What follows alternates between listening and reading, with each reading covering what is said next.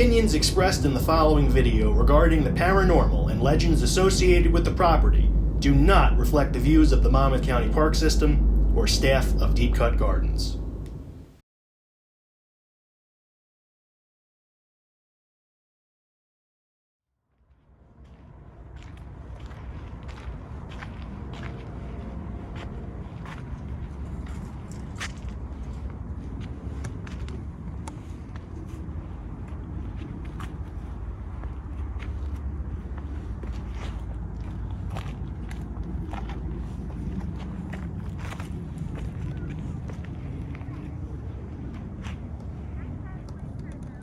Welcome to Deep Cut, home to one of the most beautiful gardens in the state of New Jersey.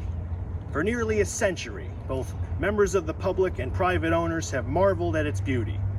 But there is a dark side to this horticultural wonder, as it was built by mafia boss Vito Genovese, a cold-blooded killer who rose to prominence during Prohibition and used this property as a retreat to escape the chaos at his other residences. His life would serve as the partial basis for the 1972 film, The Godfather.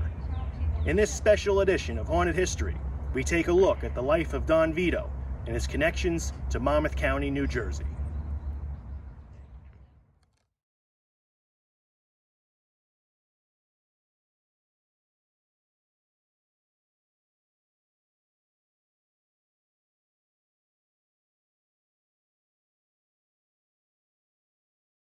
Vito Genovese arrived in New York City in 1913 when he was 15 years old and immigrated with his family from Italy. Like many young immigrant children at the time, he got involved with local gangs and petty crime.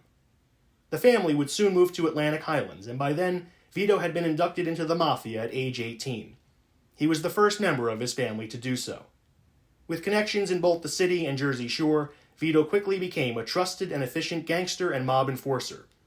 He got his start working for Arnold the Brain Rothstein, and with the likes of Lucky Luciano, Bugsy Siegel, and Albert Anastasia.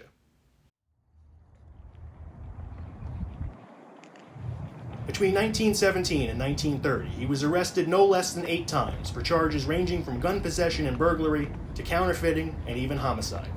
The charges were dropped every time. While Vito made his early fortune running prostitution rings, he would begin his meteoric rise to power during Prohibition. His access to Atlantic Highlands, which was considered the rum-running capital of the East Coast, contributed to this success. He became friends and associates with local gangster Andy Richard, who essentially ran the town. Like many mob bosses throughout history, Vito had 2 sides: ruthless, cold-blooded killer and kind man of the people who was loved by his neighbors. Genovese and Richard, among others in Atlantic Highlands, regularly attended Mass at St. Agnes, were generous donors, good tippers in restaurants and businesses, and would do anything for a friend. The front steps of the church were paid for by Genovese himself. However, when it came to business, or if someone crossed him, he was quick to act. He had a cold, icy stare, which was partially hidden under thick tinted glasses. It was said he literally would not blink when ordering a murder. By 1935, Prohibition had been over for 2 years. Some mobsters attempted to legitimize their previous black market businesses, and others quit the game entirely. However, there was one more line of work that was about to blossom: the heroin trade. In the coming decades, Vito would help expand it internationally, but not before being named in several high-profile murders and purchasing a 40-acre property in Middletown known as the Dangler Mansion and Estate that had been constructed in 1925. The house was a 10-room colonial revival mansion that contained a separate gardener's cottage. Vito would buy the secluded property in 1935 to put more distance between himself and his business dealings. He immediately began making changes. He expanded the house to 12 rooms, refurbished it with every modern convenience available, including building a new kitchen, and hired landscape architect Theodore Stout and the Caruso Construction Company of Atlantic Highlands to turn the sweeping land into an Italian villa. Under direction from Genovese, Stout added a rockery and ponds, a greenhouse, rose parterre, pergola, and a stone swimming pool at the edge of the property.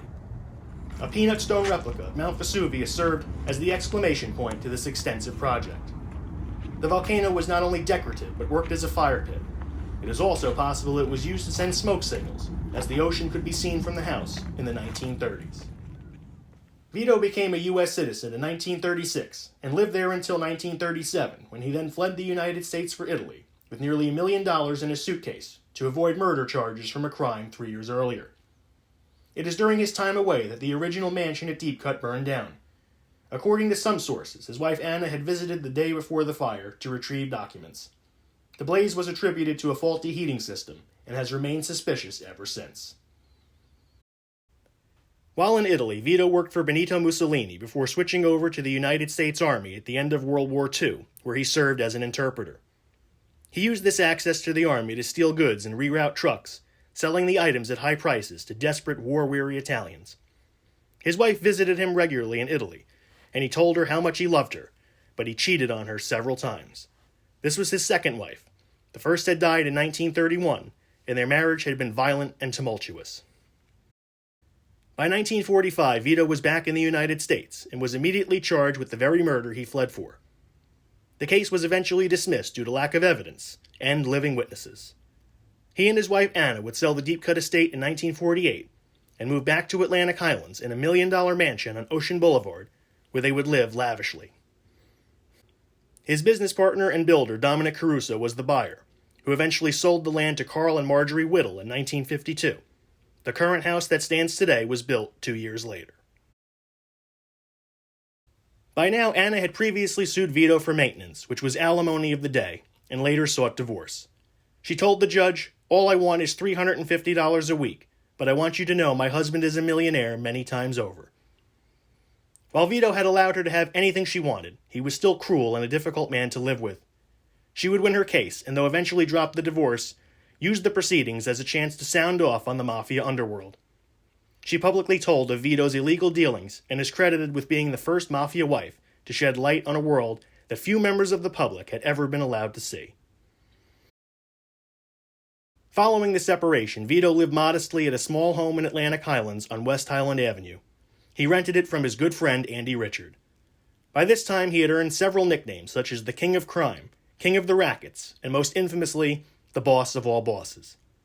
He would be photographed and interviewed in the 1950s, and unintentionally built up the image of a lovable Godfather-type character. He was seen raking leaves, relaxing in a favorite chair, cooking pasta sauce, and just being normal. But he never lost his power, still ordering frequent hits and making a fortune off the heroin black market. The amount of murders he was responsible for in his lifetime could be in the hundreds. Vito's reign would finally come to an end in 1959 when he was sentenced to 15 years in federal prison on narcotics charges. Many thought the case was trumped up in an effort to finally put Vito behind bars for all the other murders and crimes he had gotten away with. He would live another 10 years, dying in prison in 1969. His funeral mass would be held at St. Agnes Church, with his casket being carried over the very steps that he helped to install. The mass was a low-key affair, and photographers were kept outside. Reverend Michael Leese performed the Mass and did not once mention Vito by name, not even in the eulogy. He simply ended it with, "Let us remember the deceased in our prayers." Vito's 40 years in Monmouth County and 50 in a life of crime were over.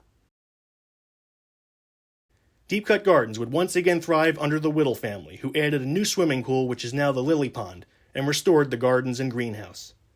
Half of the property was willed to the Monmouth County Park System in 1977 by Marjorie Whittle, with the stipulation that they would purchase the other half. It has been enjoyed for free by the general public ever since. Vito Genovese's legacy has not been forgotten either. The house, which now serves as a horticultural center, has panels where people can learn the history of the park and how he shaped what it is today. Last year, after one of my prohibition lectures at Deep Cut, an older gentleman in attendance came up to me when it was over. He said his father had done yard work for Vito as a child and was told to never dig by the woods near the old swimming pool because of what might be buried there. I'd like to think he was joking. We want to make it clear that no staff members at Deep Cut have ever reported anything paranormal or even creepy to occur on the property, but maybe that's because no one was looking.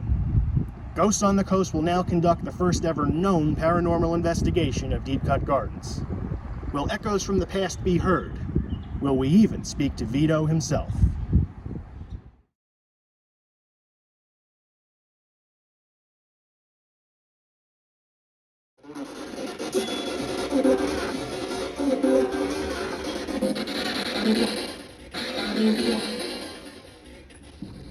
So we are conducting the first known paranormal investigation of Deep Cut Gardens. We are now in the Horticultural Center, which is a house that was built after the original mansion burned down. So we're going to see maybe the essence of Vito is still here. We know from our investigations that it doesn't really matter what the current iteration of a property looks like. It's all about what was there. So even though the original house isn't here, perhaps there are still spirits walking around from the original house. We're going to do our spirit box here and see. Maybe we can talk to Vito. Maybe we can talk to Carl or Marjorie Whittle, the owners after him. And we'll see. To any spirits that are here, we want you to talk to us loud and clear. We'll be able to hear your voice through this little box and the speaker.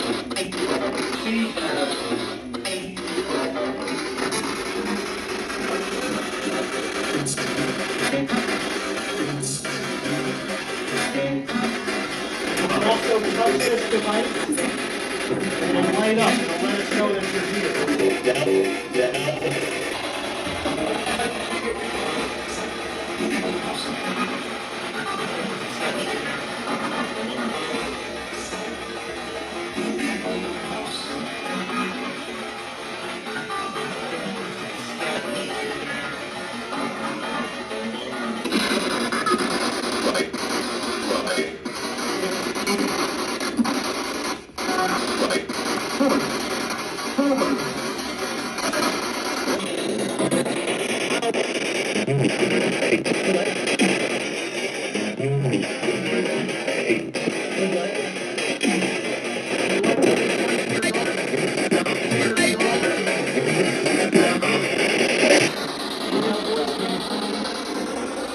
And it was like an evil no, too. It was like, no. How many spirits are here?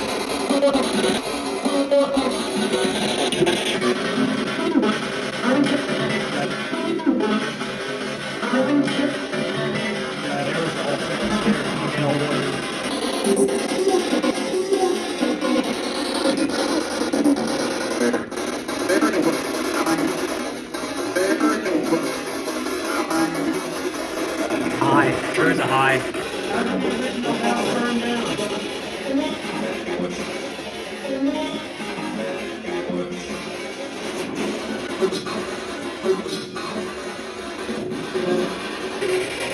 Bodies buried on the property.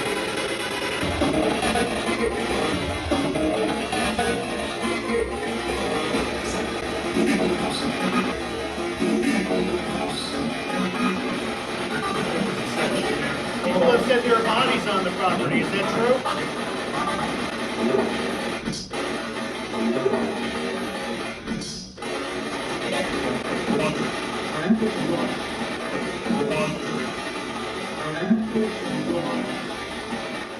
Water?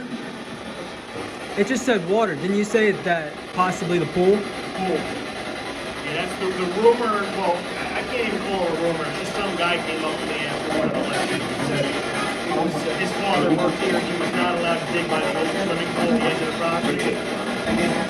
I mean, they've done a lot of digging since and haven't found anything. They're actually doing some construction there now, so I guess that was put the rumors to rest. But hey, you never know. Where's the body buried?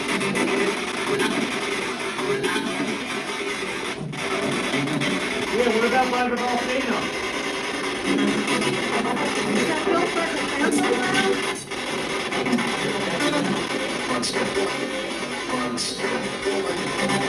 Something there. Any of Vito's friends here?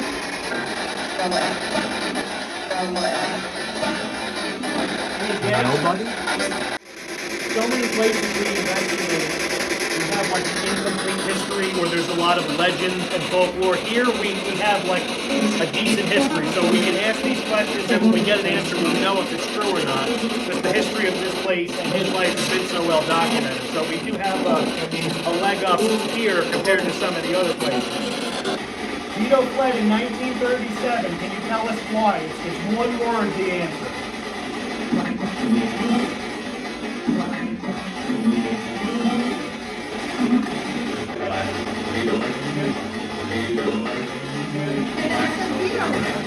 Vito?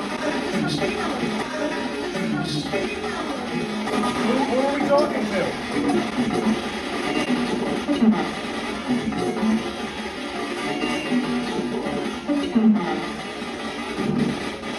female voice. So, what's your name? You're obviously not Vito, but you know him. Can you tell us who you are?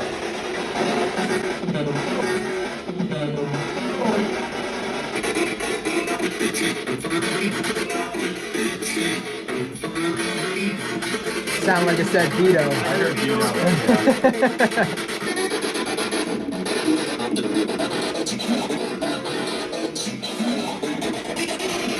You tell us, where do we go?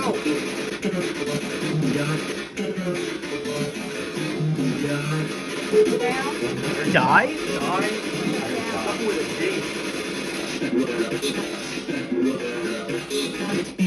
Alright, now we're getting some male voices coming through.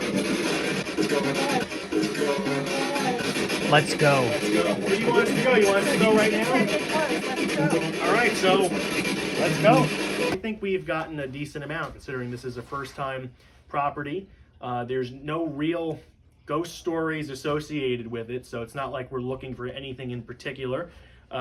Seems to me the name Vito came up over and over again. Doesn't seem that he is here, but there are obviously people that know who Vito is. What building was this?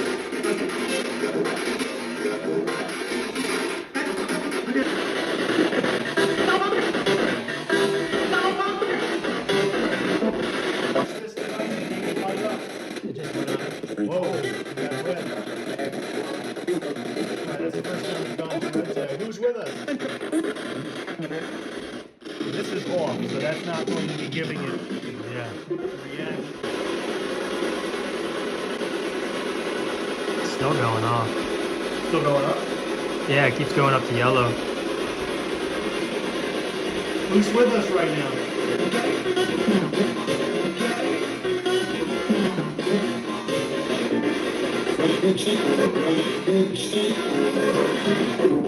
There's 3 of you here?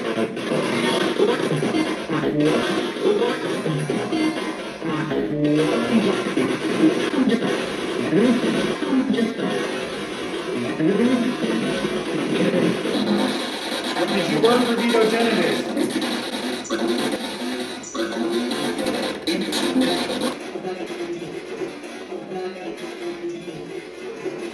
Back in the day? It sounded like it said back in the day, but it wasn't. It sounded like there was an accent with it. Tell us what your name is. What is your name? It just said Anna. Anna? Okay, that's a good sign. In case we haven't mentioned yet, this is the only building on the property that is original. This was I read at some point it was a carriage house, and it became the gardener's cottage, and it maybe even the servants' quarters. This is from 1925, it was Jangler's owned it. And you already get some pretty good, this is, wow, this is Oh, going up jeez. to red. All right, so I didn't get that at all on camera, but that went up to red. Who is with us right now?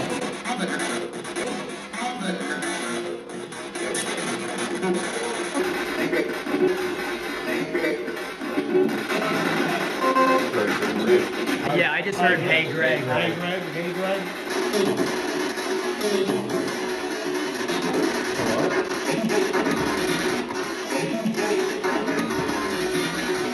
Here, I'll put this. Oh, this.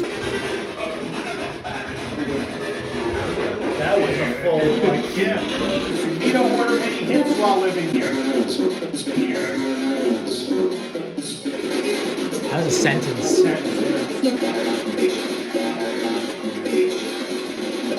Go stand by that heater. Go touch it. You need to have a lot of energy here.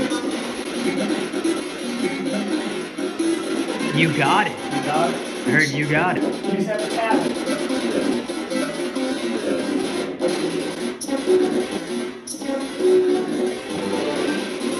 Was anyone here when the original house burned down?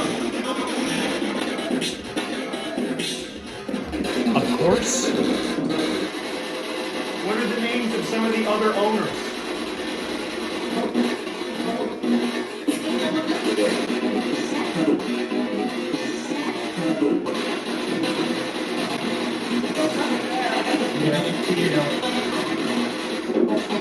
Who bought the house from Vito? Say the name again.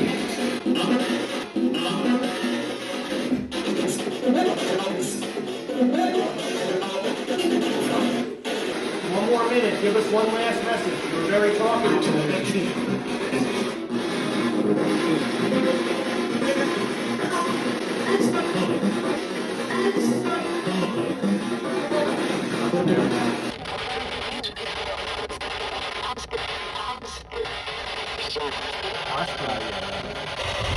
Did anybody die on this property?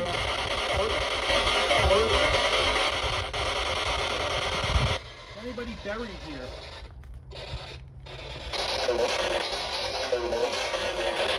That's how I can say hello, though. See what a productive team we got here. They're both sitting down.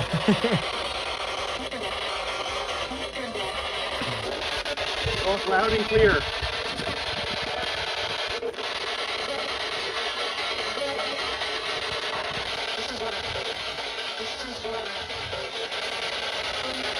That's the noise we're making too happy. Oh, or No, or oh.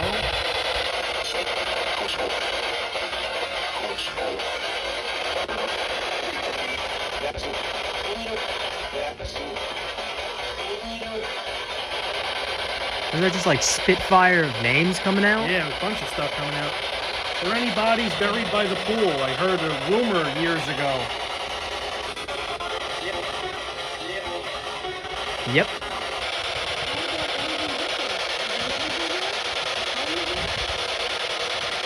Maybe they're hanging out together.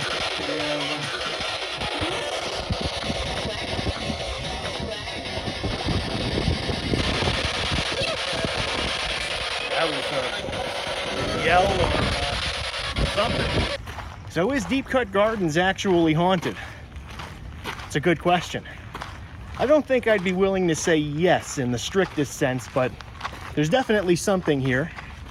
And that something knows who Vito is. It knows who Anna is. And probably a whole lot more than it will ever be willing to tell us. Like our previous haunted history investigations at places that you wouldn't expect to be haunted, we got a lot more than I thought we would get. And personally, I'm very satisfied with the results. And I hope you are too. And I hope you'll come back for more and join us next time here on Ghosts on the Coast for our next Haunted History special. Thank you for watching.